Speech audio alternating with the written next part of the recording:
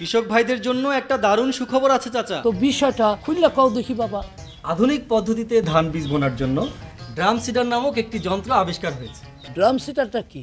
অঙ্কুরিত ধান বীজ বোনার একটি যন্ত্র। প্লাস্টিকের তৈরি 6টি ড্রাম একটি লোহার দণ্ডে পরপর সাজানো থাকে, যার দৈর্ঘ্য মোটামুটি 2 মিটার। লোহার দণ্ডের দুই প্রান্তে প্লাস্টিকের তৈরি 2টি চাকা এবং যন্ত্রটি টানার জন্য একটি হাতল যুক্ত থাকে। প্রতিটি ড্রামের দৈর্ঘ্য 25 সেন্টিমিটার এবং ব্যাস 55 সেন্টিমিটার, যার দুই প্রান্তে 20 সেন্টিমিটার দূরত্বে 2 সারি ছিদ্র আছে। প্রয়োজনে রাবারের তৈরি বেল্টের সাহায্যে যে কোনো এক সারি ছিদ্র বন্ধ রাখা যায়। যন্ত্রটি হালকা বলে সহজেই বহন করা যায়। একজন লোক ঘন্টায় অন্তত 1 বিঘা জমিতে বীজ বপন করতে পারে। এটা খুবই সাশ্রয়ী। জমি তৈরি করার বিষয়টা একটু বলবেন। বীজ বপনের আগে জমি ভালোভাবে চাষ ও মই দিয়ে কাদা করে নিতে হবে, যাতে আবর্জনা ও আগাছা পচে যায়, এবং লক্ষ্য রাখতে হবে যেন জমি খুব বেশি গভীর চাষ না হয়।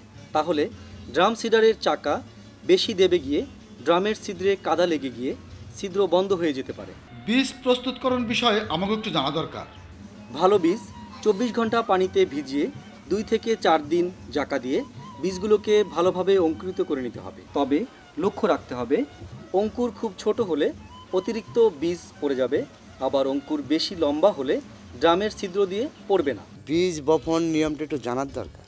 ড্রাম সিডারের ড্রামের গায়ের ঘন ছিদ্রগুলোকে যে কোনো এক সারি ছিদ্র বেল্ট দিয়ে ঢেকে দিয়ে ড্রামের মুখ খুলে তাতে অঙ্কুরিত বীজ এমনভাবে ঢালতে হবে যেন ড্রামের 1/3 খালি থাকে। লক্ষ্য রাখতে হবে যে ড্রাম ঘোরার সময় বীজগুলো যেন ড্রামের ভিতর ওলটপালট হতে পারে।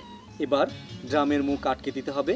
ড্রাম সিডারকে জমিতে নামিয়ে জমির যে কোনো এক পাশ থেকে ধীরে ও সোজাভাবে টানতে হবে।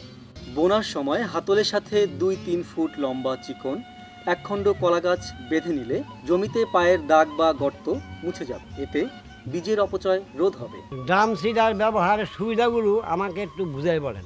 বীজতলা তৈরি, চারা উঠানো এবং রোপণ করতে হয় না বলে সময় বাঁচে, শ্রমিক কম লাগে, ফলে উৎপাদন খরচ কমে যায়। ড্রাম সিডার দিয়ে সরাসরি বপন করলে গাছ সতেজভাবে বেড়ে ওঠে এবং মাটির গভীর থেকে খাদ্য সংগ্রহ করতে পারে। রোপাধানের চেয়ে বীজ কম লাগে, ফলে অর্থ সাশ্রয় হয়। ধানের শীষ বড় হয়, শীষের দানার সংখ্যা বৃদ্ধি পায় এবং দানাগুলো পুষ্ট হয় বলে একর প্রতি ফলন শতকরা 10 থেকে 20 ভাগ বেড়ে যায়। ধান 10-15 দিন আগে পাকে এবং আগাম ফসল পাওয়া যায়।